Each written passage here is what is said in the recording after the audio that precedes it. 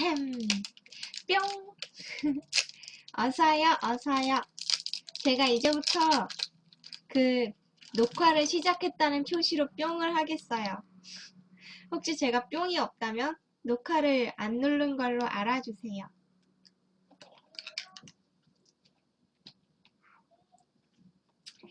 안녕하세요.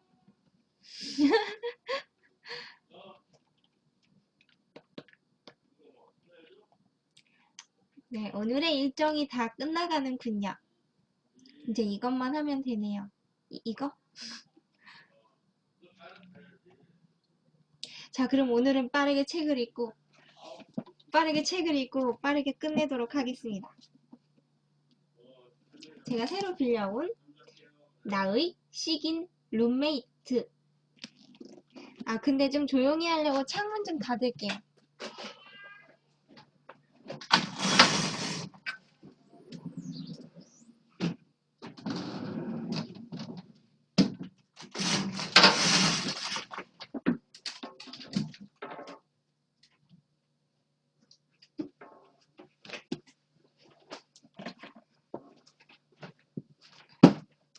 오늘은 시끄러운 조카가 있어서 나의 식인 룸메이트. 여기는 한국 공포 문학 단편선. 이렇게 여러 작가들의 글이 모여 있어요. 일단 제일 짧은 것만 오늘 읽어볼까요? 뭐지? 재밌을 것 같아. 아, 조심조심. 안 부딪히게요. 오늘 읽어볼 건 제일 짧은 장은호 씨의 노랗게 물든 기억이네요.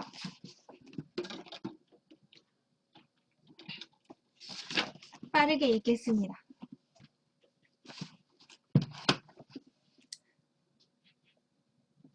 숨쉬기가 힘들다. 나는 30에 가까운 몸을 질질 끌며 발코니로 향한다. 다시 얼굴을 찡그리며 멈춰 후드티에 모자를 뒤집어 쓴다. 어두운 그늘이 얼굴을 가린다. 바닥에 시체처럼 널브러진 만화책을 검은 발가락으로 툭툭 밀치며 결국 발코니의 타일을 밟았다.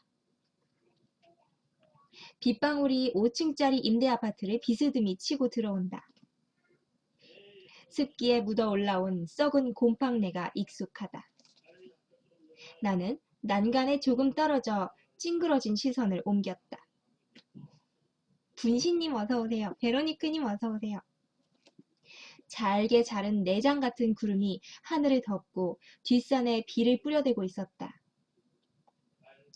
쏟아질 듯 경사에 박혀있는 나무가 가지를 흔들어댄다.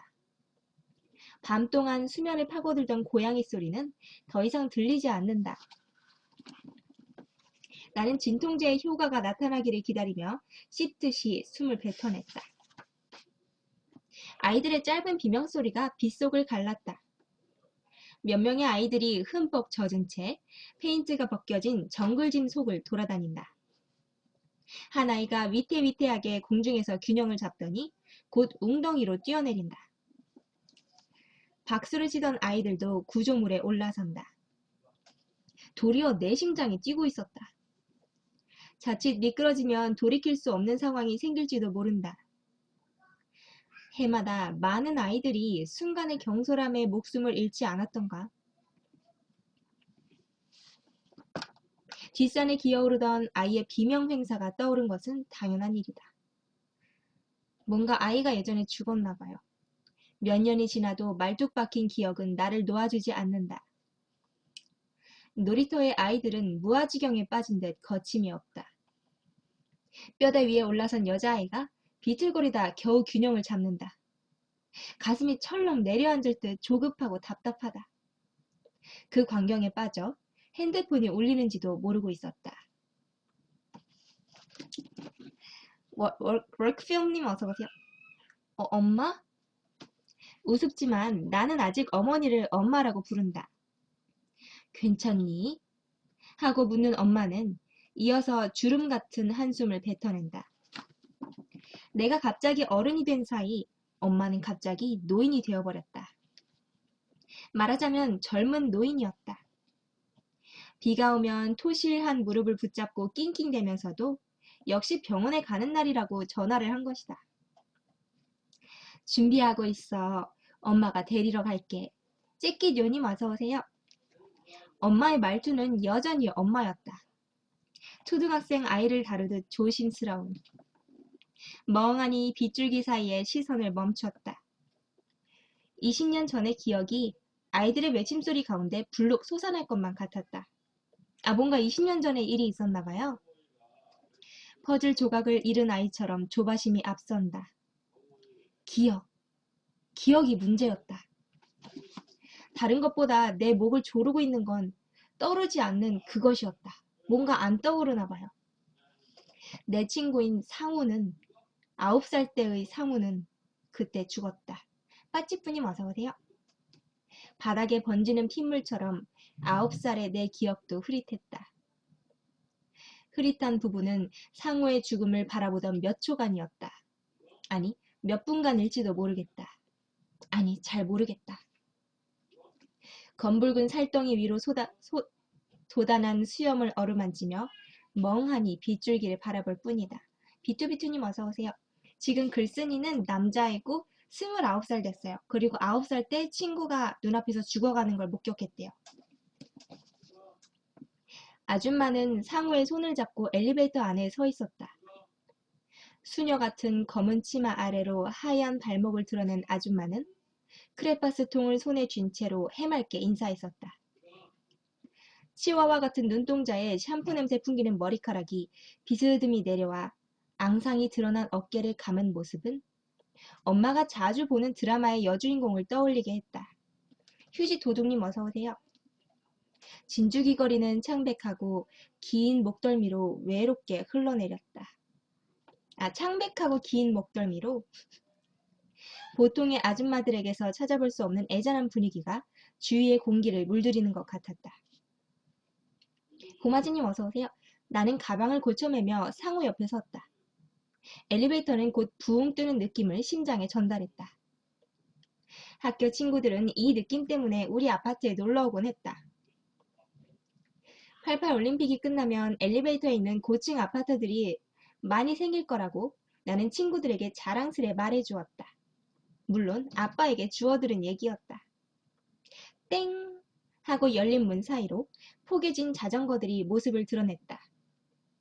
아줌마의 눈빛이 상우의 얼굴에 부드럽게 내려앉았다. 엘리베이터 문이 등 뒤로 닫히는 동안 나는 슬쩍 뒤를 돌아보았다.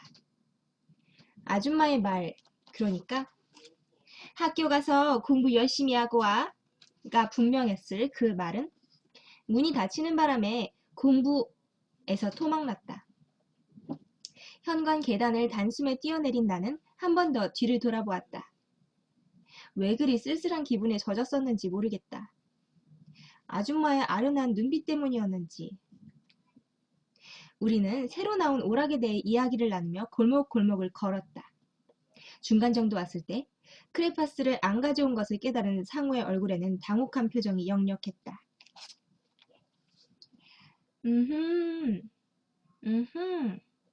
근데 상우는 되게 좋은 크레파스를 가지고 있는 아이였대요.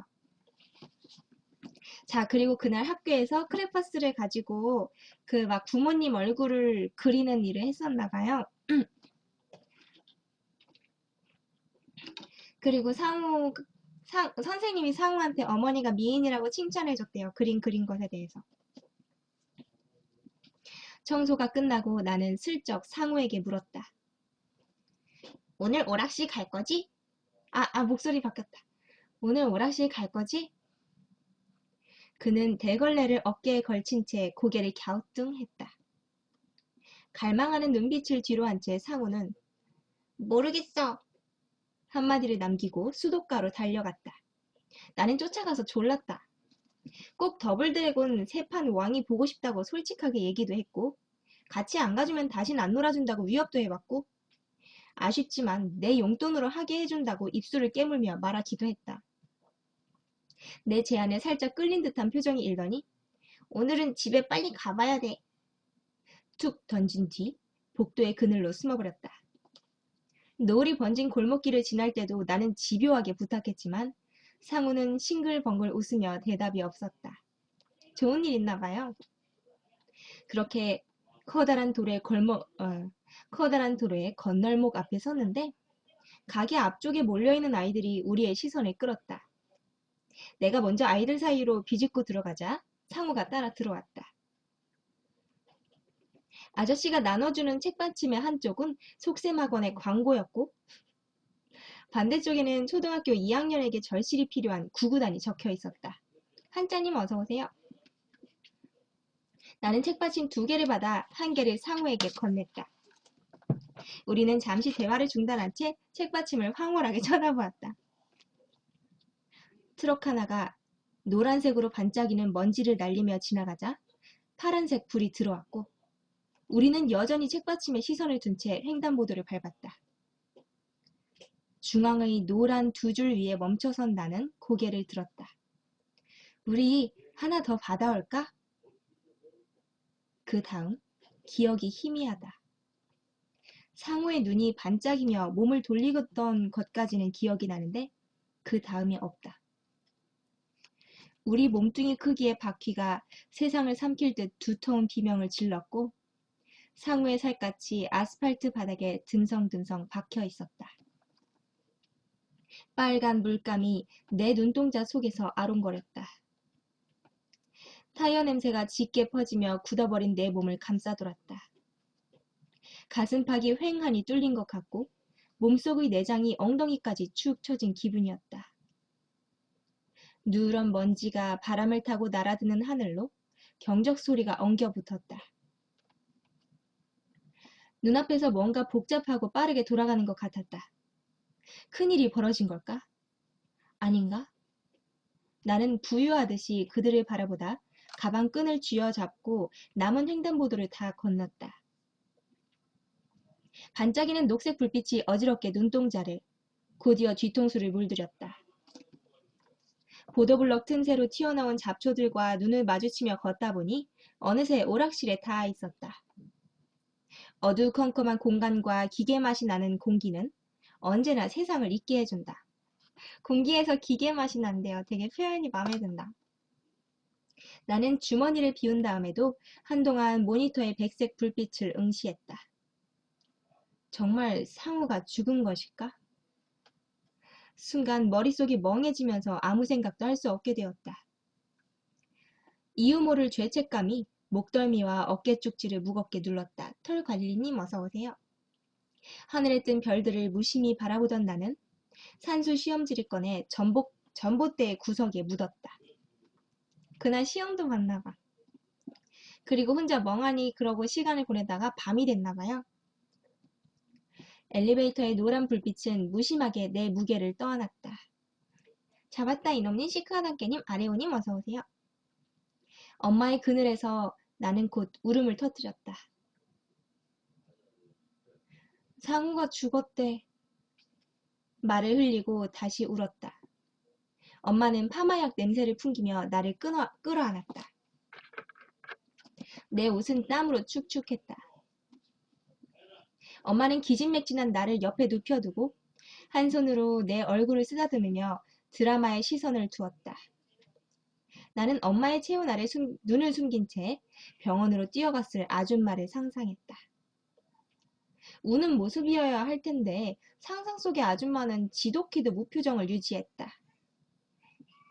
엄마는 드라마 때문인지 아니면 상우의 죽음 때문인지 소리를 듬성듬성 뱉어냈다. 기름 보일러의 낮은 울음소리와 엄마의 체온 속에서 나는 금세 잠에 빠져들었다. 그리고 한동안은 그 길을 피해서 돌아다녔대요.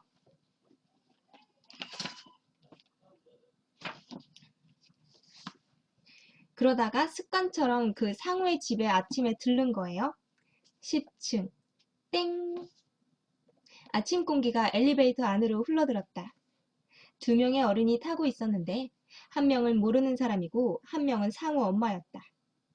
나는 시선을 마주치고 움찔했다가 이내 엘리베이터에 올라타며 인사를 했다. 아, 얘가 엘리베이터 타려고 10층에서 기다리고 있었는데 그 아줌마가 탄 거군요. 괜히 목소리가 떨렸다. 아줌마는 그때와 같이 검은 치마와 하얀 티셔츠로 몸을 감쌌지만 공허한 눈동자 밑으로 엷은 살들이 금방이라도 퍼런 피를 토해낼 것 같았다. 귀밑머리 사이로 드러난 진주는 누런 빛을 발했다. 학교 가니? 당연한 질문 하나에 나는 다시 움찔했다. 네. 목소리는 죄 지은 사람처럼 작았다. 머리를 한번 긁적이고는 아줌마를 슬쩍 올려다보았다. 눈동자는 분명 앞을 향해 있었다. 아줌마의 앙상한 손가락이 내 목덜미로 올라왔다. 차가운 가스관이 살 속으로 기체를 불어넣는 느낌. 그 싸늘한 기운에 순간 움츠려 손가락을 피했다. 공부 열심히 해라. 나는 대답도 하지 못한 채 1층 현관으로 뛰어나왔다. 책가방 안에서 도시락통이 철렁거렸다. 아침부터 몸 상태가 좋지 않았다. 눈 안쪽에서는 못 박는 소리가 새어나오는 것 같았고 특히 관자놀이 부분을 누르면 아팠다. 참아볼까 하다가 결국 양호실로 향했고 알약을 삼킨 뒤 오후 내내 침대에 누워있었다. 깨어나 보니 흠뻑 젖은 티셔츠는 침대에 달라붙어 있었고 목가에는 뗏물이 흘렀다. 꿈을 꾼 것 같은데 떠오르는 건 없었다. 집으로 가는 내내 기억을 짜보려 했지만 결과는 마찬가지였다. 1층. 땡. 나는 무심코 엘리베이터 안으로 들어가려다 익숙한 치마 앞에 우뚝 섰다. 아줌마는 나를 내려다보았다. 안녕하세요. 인사를 한 뒤 시선을 피해 안으로 들어와 섰다. 끼! 엘리베이터는 한 살이 채 되기 전에 신음소리를 배우기 시작했다. 버튼 주위에 동그랗게 때가 끼어 있었다. 상우랑 같이 있었니? 황사처럼 지독히도 건조한 목소리였다. 네? 5층, 6층. 엘리베이터는 느릿느릿 움직였다. 상우랑 같이 있었니? 아니요. 나는 순간 거짓말을 했다. 그렇게 말해야만 할 것 같았기 때문이다. 순간적으로 거의 본능적으로 튀어나온 말로써 평소 행실과는 무관한 것이었다. 나와 엄마는 거짓말을 싫어했다. 7층, 8층.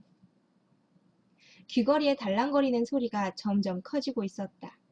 동네 뷰님 어서오세요. 빨갛게 떠오르는 숫자를 보는 동안 숨통이 조여오는 것 같았다. 심장은 전기밥솥처럼 요란하게 울려댔다. 온몸의 닭살이 일제히 일어나 피부를 탈출할 듯한 기분에 휩싸였다. 치마의 검은 그늘이 엘리베이터 안을 밀봉하지는 않을까.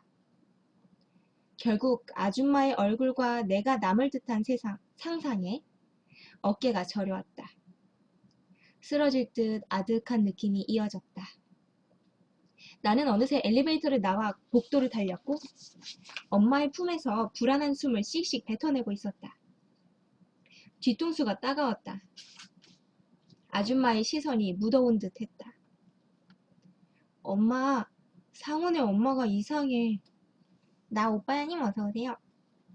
저녁 식사를 준비하는 엄마를 뒤에서 껴안으며 말했다. 아침에도 엘리베이터에서 보고 저녁에도 보고 말하면서 문득 내가 바보 같다는 생각이 들었다. 엄마가 뭐라고 말하기도 전에 나는 TV 앞으로 뛰어가 앉았다. 유도 선수들이 화면 안에 엉켜 뒹굴고 있었다.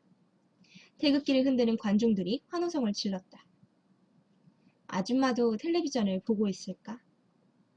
순간 상호의 집이 떠올랐다.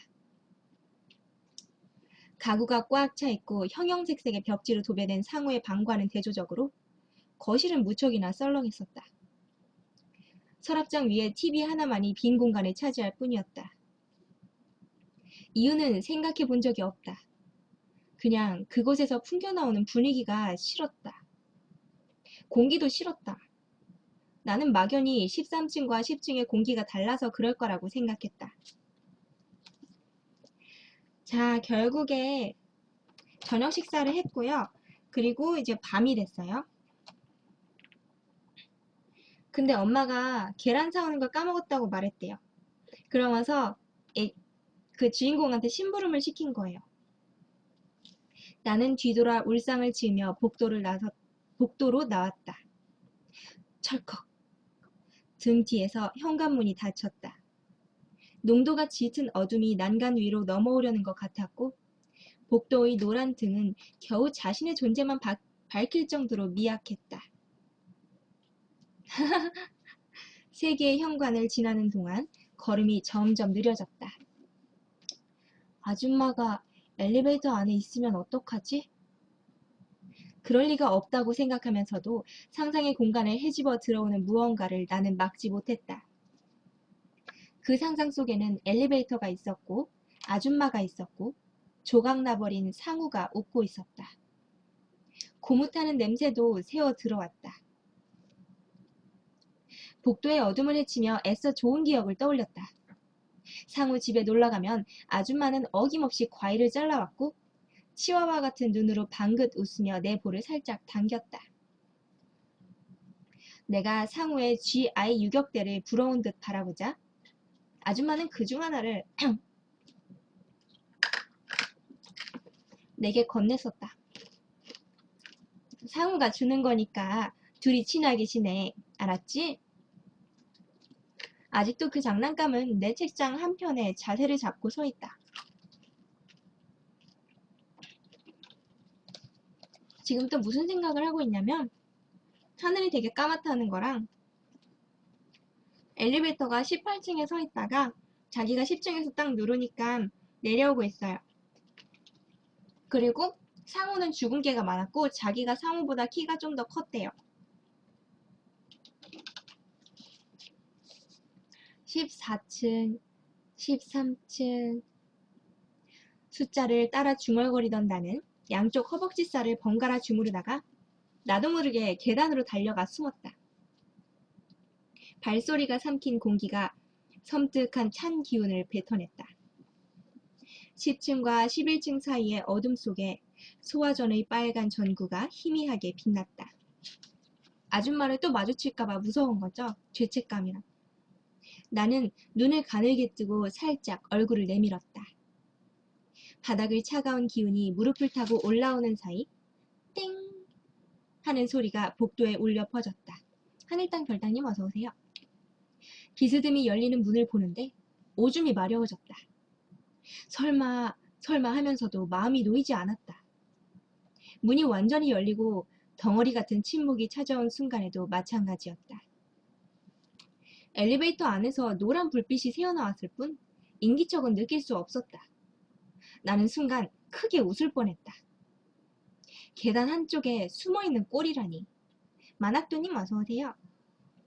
문은 서서히 닫히고 있었다. 나는 재빠르게 몸을 움직여 버튼을 누를 생각이었다. 하지만 문 사이로 뻗어나온 손가락이 내 생각을 가로막았다. 문이 열리고 누군가 미끄러지듯 모습을 드러냈다. 아줌마였다. 그레이트 박이님 어서오세요. 아줌마는 고장난 등대처럼 멈춰서서 시선을 돌렸다. 복도 끝에서 계단까지. 나는 내밀었던 얼굴을 빼내고 몸을 움츠렸다가 슬며시 엉덩이를 끌어 반대편 벽에 붙였다. 소화전의 빨간 불빛과 마주친 나는 눈을 꽉 감고 무릎을 잡아당겨 안았다.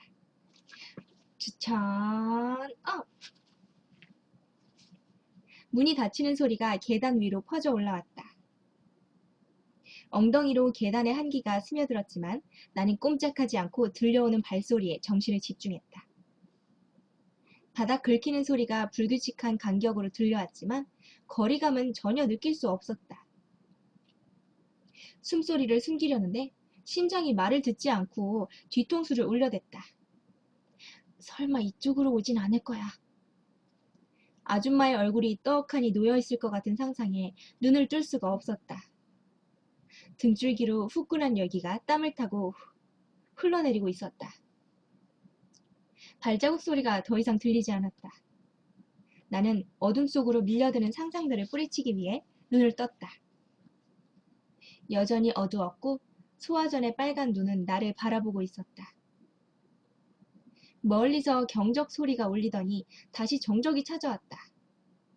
직, 발 끄는 소리가 이어졌다. 다가오는 건가? 아니, 멀어지는 건가? 금방이라도 핏기가 올라 터져버릴 듯한 아줌마의 눈동자가 상상의 공간을 찌르고 들어왔다. 땡! 엘리베이터 멈추는 소리가 들렸고 문 열리는 소리가 이어졌다. 아, 지금 무슨 상황이었냐면 그 얘랑 상우랑 같은 층에 있었나 봐요. 원래 사는 집이 10층에. 그래서 자기가 타려다가 왠지 갑자기 무서워져서 계단에 숨었는데 그때 마침 아줌마가 집에서 나와서 천천히 걸어가서 이제 엘리베이터를 타신 거예요. 얘는 아직도 숨어있고. 신발을 끄는 소리, 그리고 문 닫히는 소리. 나는 슬며시 복도 쪽으로 고개를 내밀었다. 주황색 불빛이 꿈틀거리는 복도엔 진득한 긴장감이 배어 있었다. 되게 이번 소설 표현이 좋죠. 어두운 부분까지 살피던 나는 냅다 계단 아래로 뛰기 시작했다. 숨통이 터질 것 같았고 허벅지가 불이 오르는 듯 뜨거웠다. 내 발소리가 메아리쳐 들렸다. 아줌마가 쫓아오는 발소리가 아닐까. 1층에 닿은 후에도 멈추지 않고 쫓기는 사람처럼 뛰었다. 슈퍼마켓의 불빛 아래서 한참이나 숨을 골랐다. 물론 돌아올 때에도 계단을 이용했다. 10층까지는 상당한 시간이 걸리지만 아줌마 옆에 서는 것은 죽기보다 싫었다. 다리가 후들거리며 집에 돌아온 나는 거의 녹초가 되어 침대에 쓰러졌다. 두통과 몸살은 밤새도록 내 몸을 쥐어짰고 결국 학교에 가지 못했다. 내가 하루를 쉬는 동안 학교에서는 안 좋은 소문이 퍼지고 있었다. 다음날 나는 억지로 엄마의 손을 끌어 엘리베이터를 같이 탔다. 어른들이 몇몇 타고 있었지만 아줌마는 보이지 않았다. 내가 너무 바보 같은 걸까? 아줌마를 하루에 3번 마주치는 건 충분히 있을 수 있는 일이다. 그런데 왜 자꾸 벌 서는 기분이 드는 걸까? 좁은 골목의 양쪽 담벼락이 조여들고 내 몸뚱이가 오그라드는 것 같았다. 쓰레기를 뒤지던 길고양이 한 마리가 나를 노려보더니 담벼락으로 뛰어올라 사라졌다. 늘 상우와 함께 걷던 골목길인데도 처음 지나는 듯 낯설게 느껴졌다. 나는 가방끈을 쥐어잡고 학교로 내달렸다. 헐! 교실엔 낮은 웅성거림이 깔려 있었다. 친구들의 눈초리가 왠지 심상치 않았다. 그냥 느낌 탓이라고 생각했다. 아줌마의 송장 같은 얼굴과 거기에 박힌 검은 구슬 같은 눈이 아롱거려서 오전 시간은 정신없이 지나갔다. 입맛이 없어 처음으로 밥을 남겼다. 계란 후라이가 반쯤 뜯긴 도시락을 덮고 멍하니 소란스런 운동장을 바라보는데 산만하기로 유명한 동희라는 놈이 옆으로 다가왔다. 내가 밀었다며? 뭐? 상우, 내가 밀었다는데? 나는 할 말을 잊은 채 입만 벌리고 있었다. 동희는 고개를 끄덕이며 밥풀 묻은 입가에 썩은 미소를 그렸다. 사람들 말이 맞는 거구나? 내가 그때 왜 대답을 못한 건지 모르겠다. 아마 갑자기 상우가 떠올랐기 때문일 것이다. 타이어와 아스팔트 바닥에 눌어붙은 잔해들이 머릿속을 꽉 채운 듯한 느낌이 들었다. 친구들은 저희들끼리 쑥덕거리기 시작했다. 그들의 모습이 뭉개져 보이고 있었다. 왜 밀었냐? 동희가 위협적으로 내 어깨를 밀치며 말했다. 나는 일어서며 달아오른 주먹을 휘둘렀다. 그 녀석은 턱 하는 소리와 함께 책상 모서리를 붙잡으며 바닥에 널브러지더니 참 서럽게 울어댔다. 울면서도 뭉그러진 소리를 내뱉었다. 개새끼야! 네가 죽였으면서 왜 날 때려? 나를 둘러싼 시선들이 따가웠다. 나는 소매로 새어나오는 눈물을 훔치며 교실을 빠져나가려고 했다. 내 앞을 가로막은 건 담임 선생님이었다. 담배 냄새 풍기는 손가락이 귀를 끌어당겼다. 이거 두꺼운 뿔테 안에 눈동자가 나를 향해 흘러내렸다. 그게 사실이냐? 상담실 한쪽 구석에서 선생님은 다시 담배를 불었다. 나는 죄 지은 사람처럼 고개를 푹 숙인 채 피어오르는 담배 연기를 흘깃거렸다. 뭐가요? 담배 연기가 진득하게 퍼져나갔다. 타이로님 어서오세요. 선생님은 거짓말하는 사람을 정말 싫어한다. 그래서 거짓말하는 사람을 학생을 보면 용서할 수가 없지. 초등학교 2학년 정도 되었으면 자기 일에 책임질 줄 알아야 돼. 그렇지? 선생님은 담배를 분 채 정면으로 나를 바라보다 내 바지의 지퍼 부분을 잡아당겼다. 살이 씹히는 통증이 찌릿하게 전달됐다. 열중 쉬어! 그날 상우랑 같이 있었어? 네. 대답 뒤에 신음소리를 흘렸다. 선생님은 고추를 계속 꼬집었다. 네가 밀었니? 아니에요. 나는 엉덩이를 뒤로 빼며 억울한 표정을 지어 보였다. 울음이 저절로 나왔다. 눈물을 닦아내자 뿔테 사이로 주름이 또렷해졌다. 내가 거짓말하는 사람 싫어한다 말했지? 나도 그런 사람이 싫고 내가 하는 말도 거짓말이 아니라고 말하고 싶었다. 그런데 울컥하는 바람에 말을 하지 못했다. 손바닥 올려. 눈물 묻은 손을 모아서 앞으로 내밀었다. 회초리가 담배 연기를 갈랐다. 짝, 짝, 짝. 장난으로 그랬겠지? 다 이해한다. 설마 죽이려고 그랬겠어? 어차피 사실을 말해도 잡혀가진 않으니까. 중요한 건 네가 거짓말쟁이가 되고 있단 거야. 피해? 손 제대로 안 올려? 짝. 상우를 밀었어, 안 밀었어? 어차피 목격자가 몇 명 있으니까 거짓말할 생각 마라. 제가 안 밀었어요. 제가... 순간 말문이 막혔다. 울음 때문에 목이 맨 건 아니었다. 희미한 기억이 설명하지 못할 어떤 감정과 뒤섞여 목구멍을 막은 것이다. 상우는 그때 분명 스스로 돌아섰다. 그 다음은 짝! 손바닥과 눈 주위가 온통 벌개져 교실로 돌아왔다. 쏟아지는 격렬의 눈빛을 피하려 책상에 엎드려 어둠 속으로 시선을 묻었다. 수업 시간 내내 바늘방석에 앉은 듯 괴로웠다. 지나가는 사람들조차 나를 향해 비웃는 것 같아 고개를 푹 숙인 채 걸었다. 붉은 일광이 신발에 물들고 있었다. 잠깐 멈춰서서 주머니 속의 동전들을 만지작거리다 그냥 횡단보도를 건넜다. 자, 이제 또 아파트 엘리베이터 앞에 쓴 거예요. 4층 버튼에 불이 들어와 있었다. 엘리베이터가 낮은 신음을 흘리는 동안 나는 10층 버튼을 눌렀다. 안에 들어왔군요. 발바닥의 압력이 불쾌했다. 그냥 계단으로 올라갈 걸 그랬나? 꼬마가 먼저 타서 꼬마가 4층을 눌렀나 봐요. 꼬마의 빨간 책가방에 시선을 박은 채 생각했다.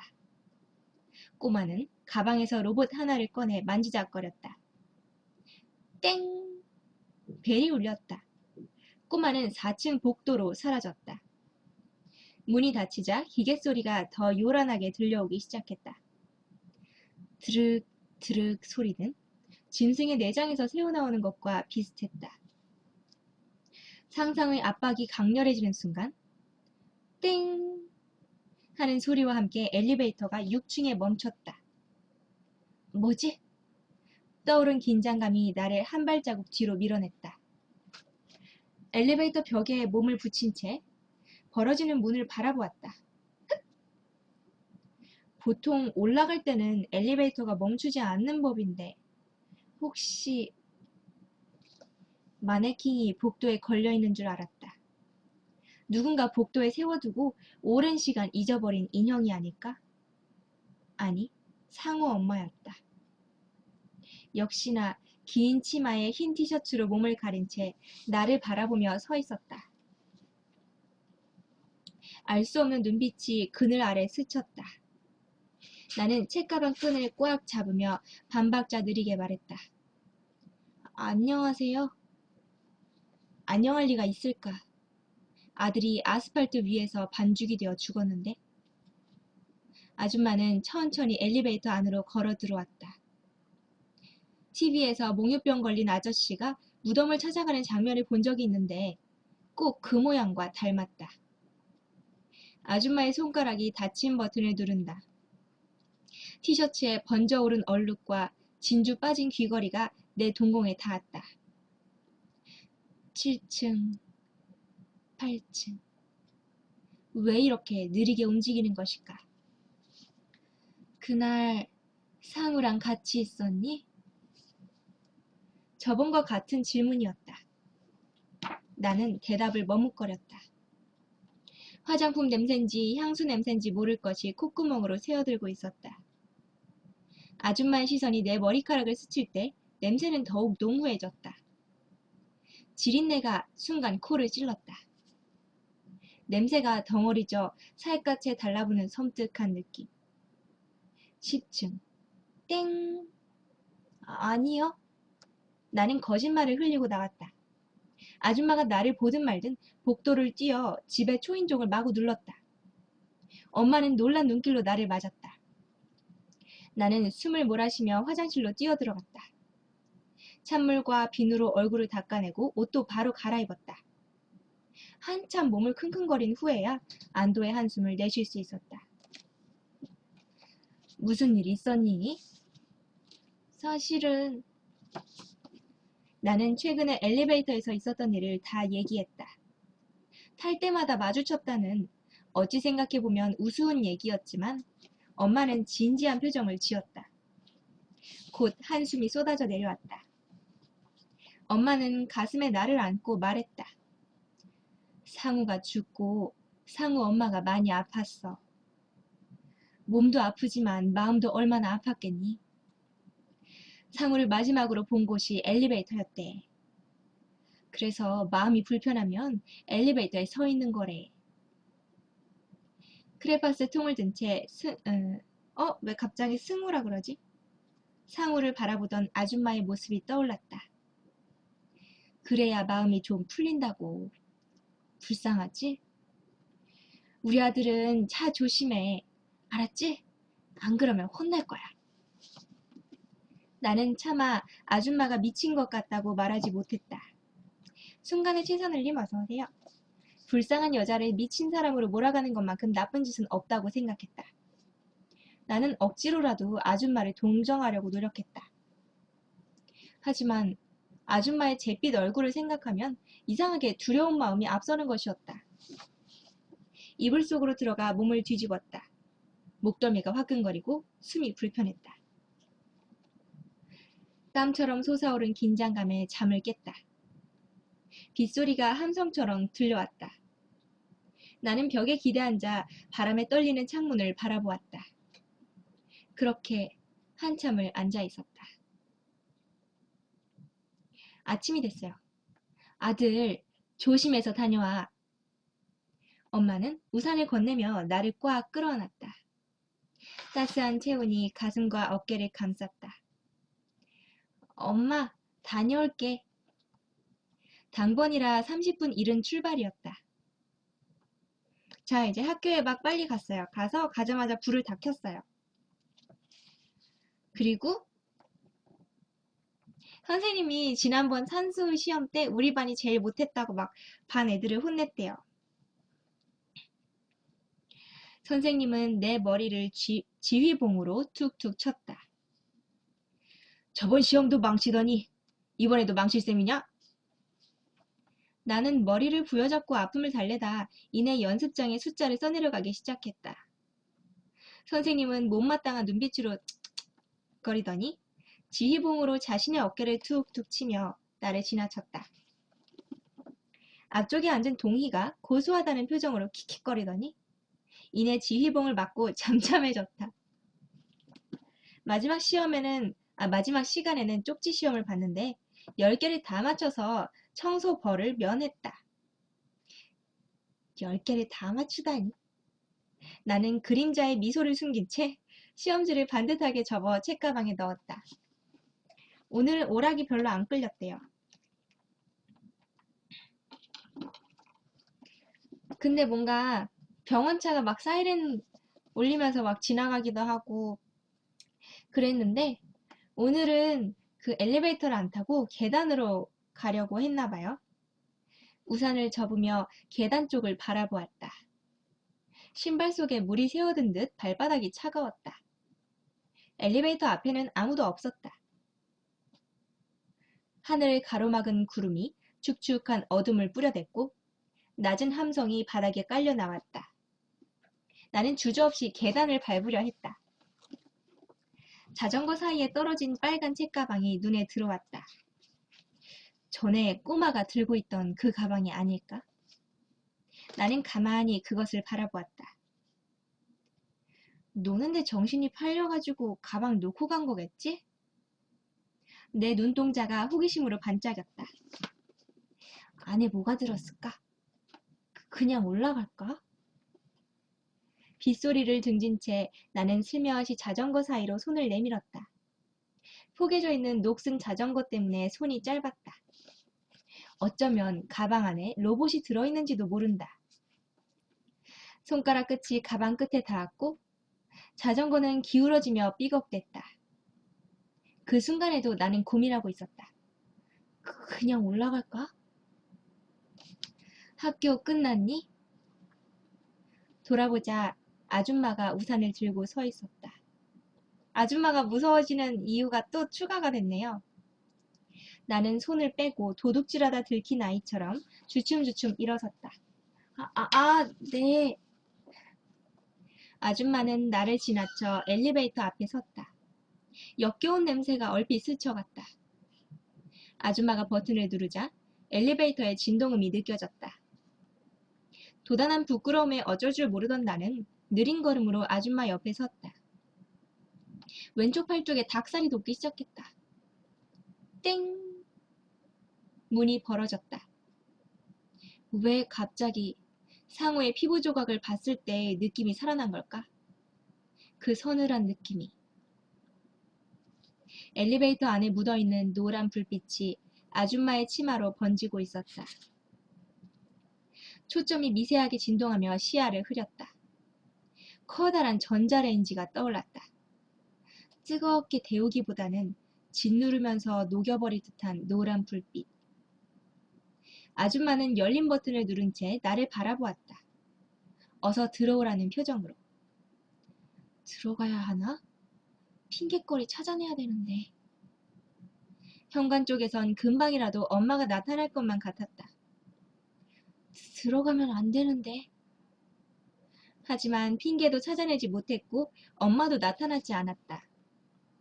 문이 빗소리를 토막냈다. 문이 닫혔다 이 소리죠. 표현이 너무 이쁘다 여기. 윙 하는 엘리베이터의 낮은 신음이 바닥에 깔렸다. 사면의 벽은 물감을 바른 듯 노을했다. 나는 아줌마 옆에 비스듬히 섰다. 오른발에 힘주어 설지 왼발에 힘주어 설지 고민하며 층수를 확인했다. 3층, 4층. 책가방과 등가죽 사이로 땀이 배어들었다. 농후한 습기로 인해 숨쉬기도 불편했다. 역겨운 냄새는 자꾸만 콧구멍을 파고들었다. 아줌마는 불쌍한 사람이야.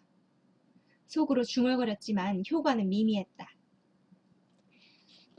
그날 상우랑 같이 있었니? 아줌마가 물었다. 아니요. 목소리가 떨렸다. 다시 거짓말을 한 것이다. 그런데 왜 같은 질문을 계속하는 걸까? 게다가 엘리베이터 안에 있는 아줌마는 전혀 안정되어 보이지 않았다. 몸을 꼿꼿이 세우고는 있었지만 가냘픈 몸은 금방이라도 무너질 것 같았고 커다란 눈동자는 빠르게 떨리며 핏줄기를 터트릴 장소를 찾는 듯했다. 기아님 어서 오세요. 진주가 빠진 귀걸이는 노란 불빛에 물들어 빠르게 흔들렸고 좁은 공간을 메운 지린내는 분명 아줌마가 오랫동안 씻지 않았다는 사실보다 더 많은 것을 말해주고 있었다. 아, 아줌마가 안 씻어서 그동안 냄새가 난 거구나. 6층, 7층. 앙상하고 축축한 손가락이 내 목덜미를 문질렀다. 그 다음에 거친 손톱이 살갗을 긁었다. 우리 집에 갈래? 나는 빳빳하게 굳은 채 애써 태어난 척 아줌마를 올려다보았다.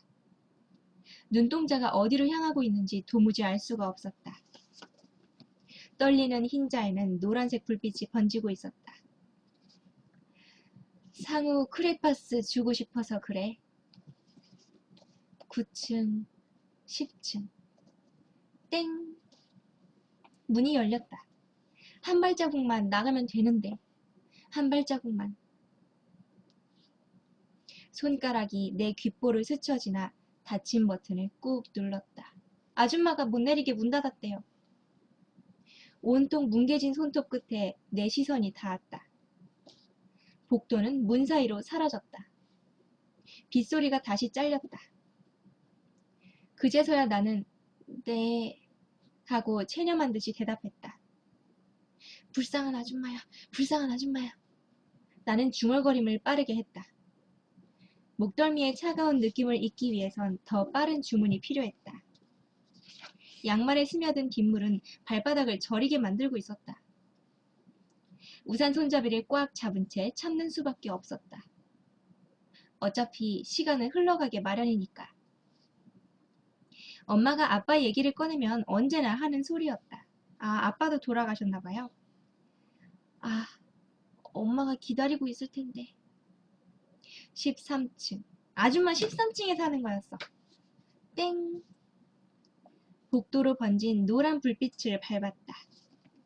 13층의 복도는 하늘과 더 가까운데도 10층보다 칙칙해 보였다.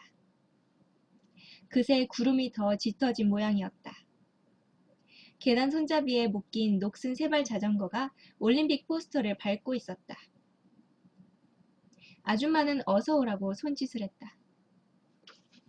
누군가의 목소리가 우리를 세웠다.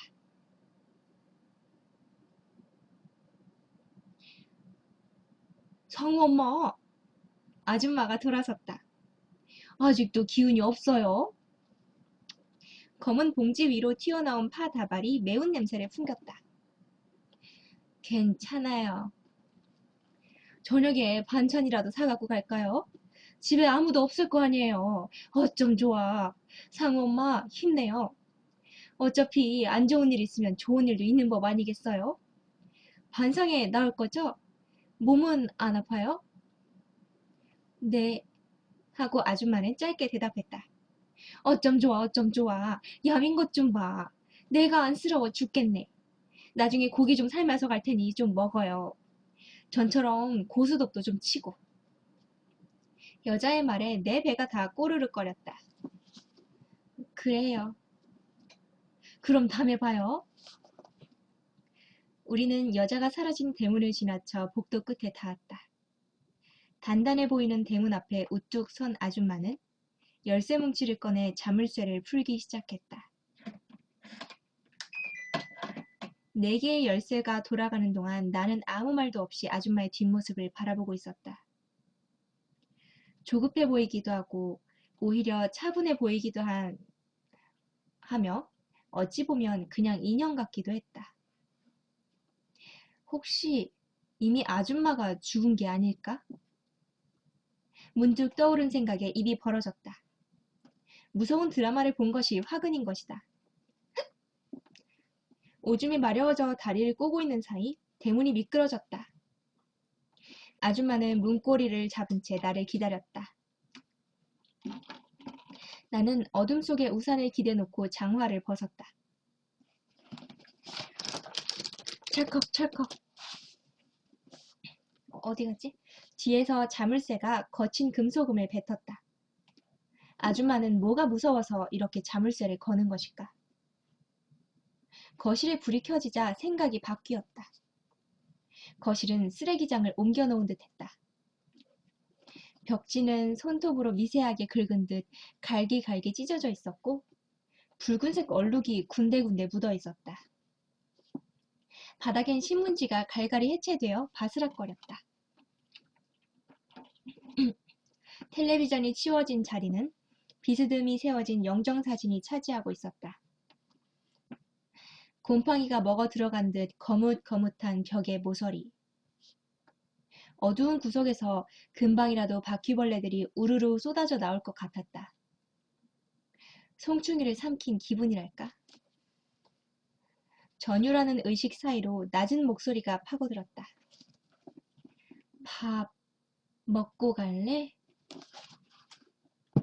아줌마의 등줄기를 따라 그늘이 졌다. 아니요, 괜찮아요. 그래, 괜찮구나. 아줌마는 쾌행한 시선을 거실로 돌렸다. 상우 방에 크레파스 있어. 말하고는 손을 뻗어 현관 옆쪽의 방문을 밀었다. 파란색 벽지에 매달린 디즈니 캐릭터들이 새어든 빛을 받아 눈동자를 벌렸다. 나는 슬며시 방으로 들어가 문을 닫고 스위치를 올렸다.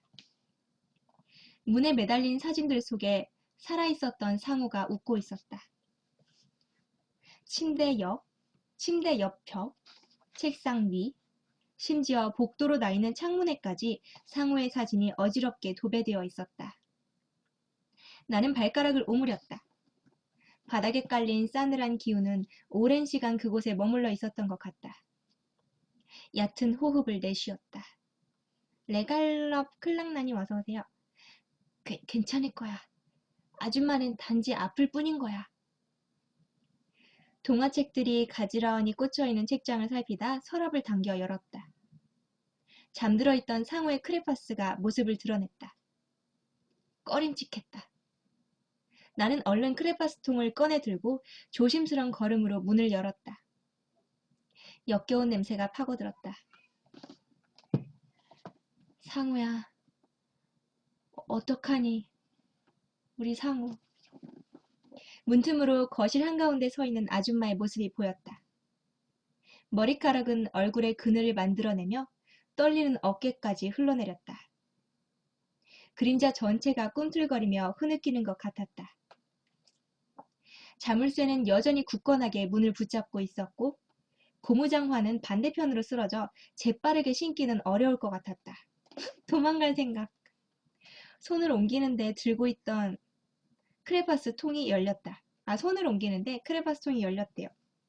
크레파스들이 바닥으로 나뒹굴었다. 아줌마의 시선은 영정사진에 멈춰 있었다.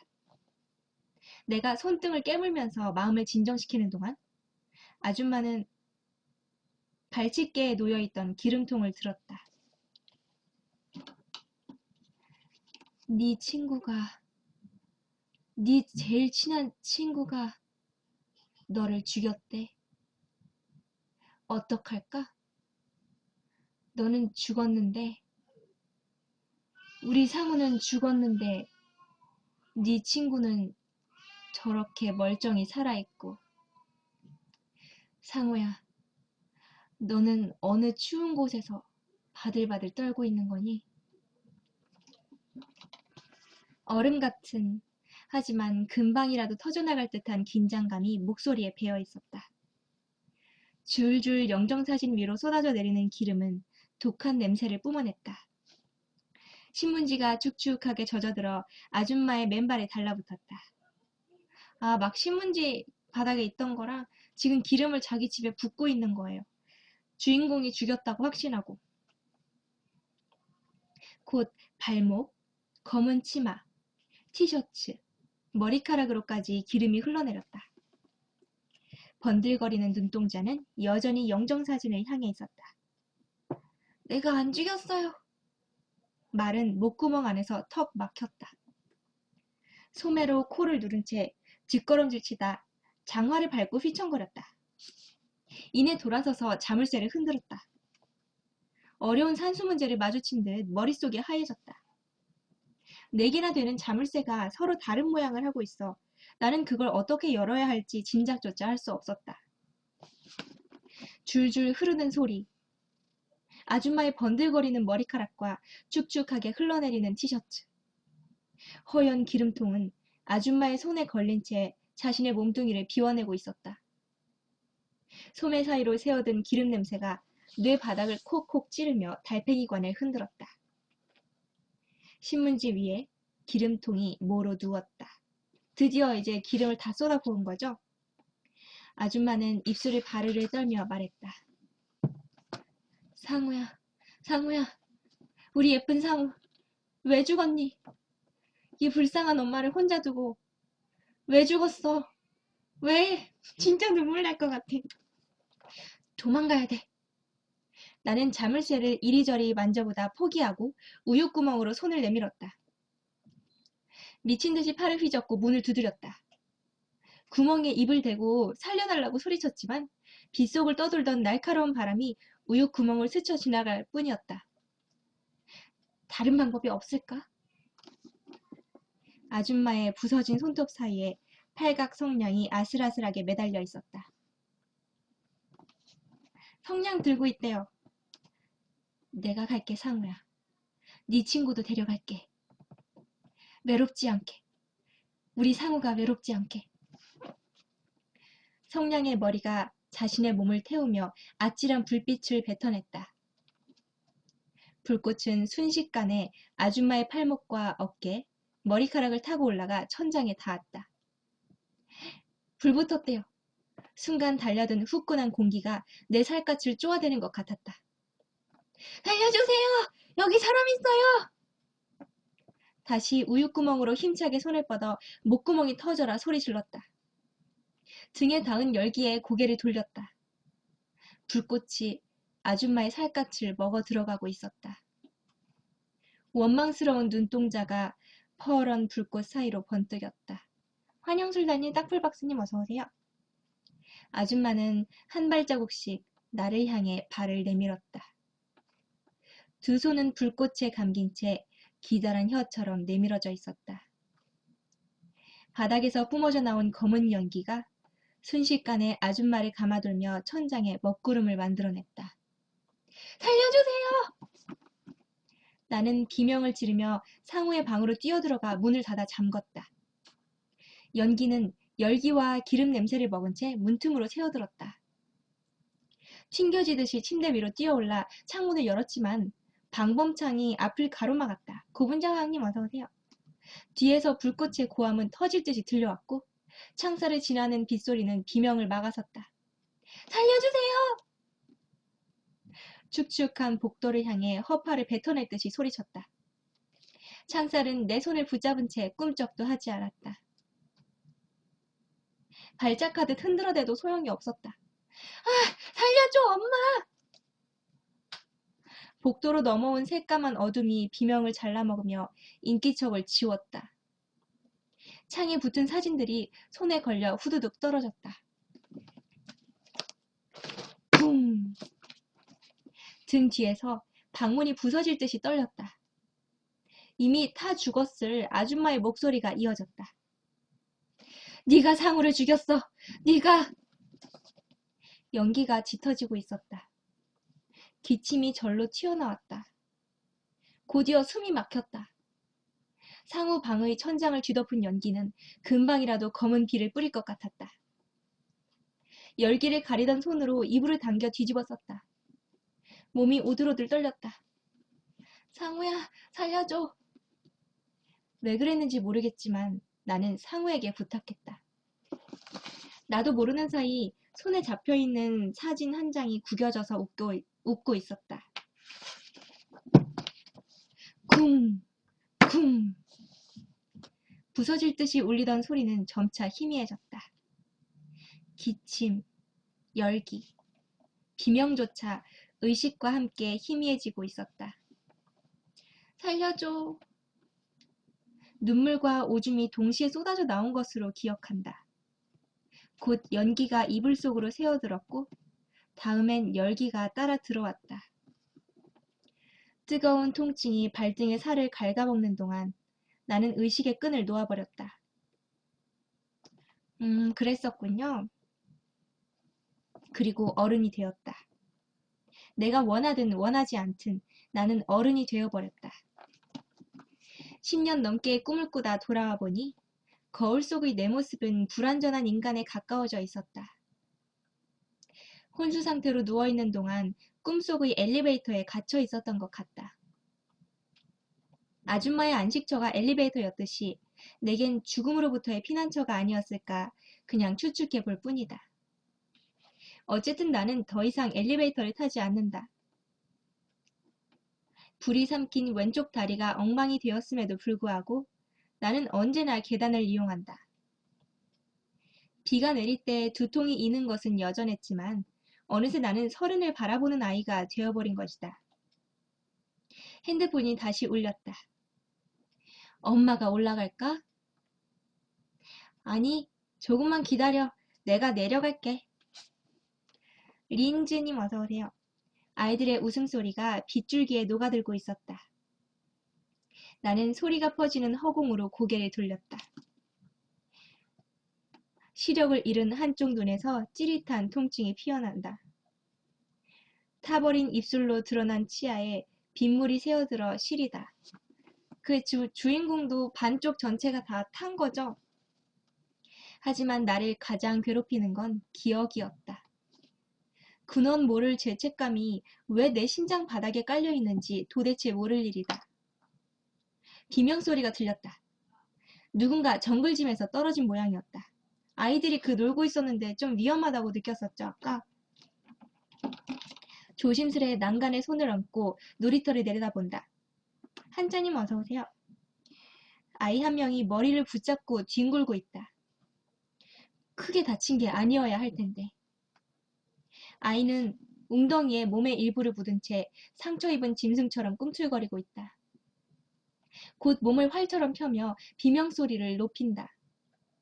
소리가 마치 상우의 마지막 비명 같다. 아니, 상우가 비명을 질렀던가?